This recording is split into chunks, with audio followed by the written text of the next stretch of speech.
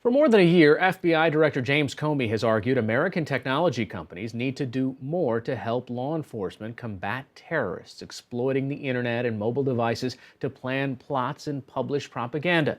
For example, Comey has said encryption on smartphones makes it harder to monitor communications by suspects under investigation.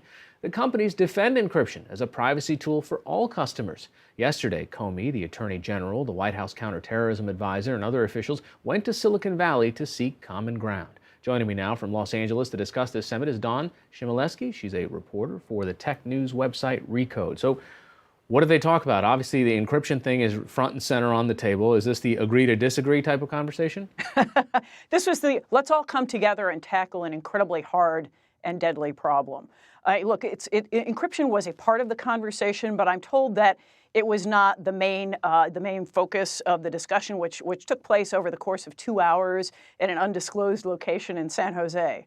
What I'm told is that the government wanted to take the opportunity to meet with executives in Silicon Valley to sort of lay out the scope of the problem and how ISIS and other extremists are using social networks and encryption to try to recruit members and to mobilize people into committing attacks against the country. I think there was much time devoted to creating a common understanding of what the problem was, and then to talk first about how the government was trying to sort of put its own house in order, because obviously we had the recent attack in San Bernardino that the government was not aware of. So it's trying to get its own house in order first. So who was at the meeting from the tech side?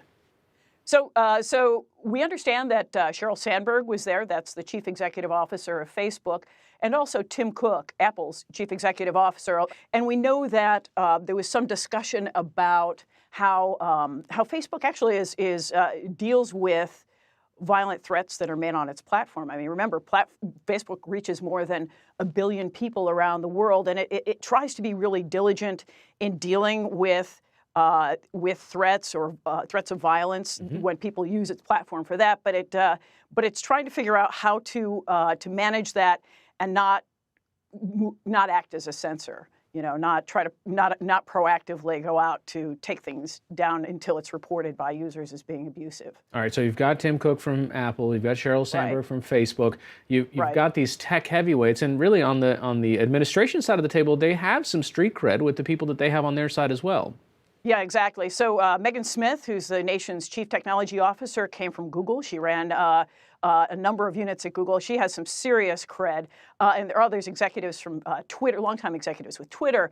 Ed Felton from Princeton, who's really well regarded within the tech community as someone who's knowledgeable about privacy and other issues. So these are some pretty heavy hitters who are also at the table, and they speak Silicon Valley's language. And the goal here of this meeting was to try to find some common ground in an issue that's really contentious.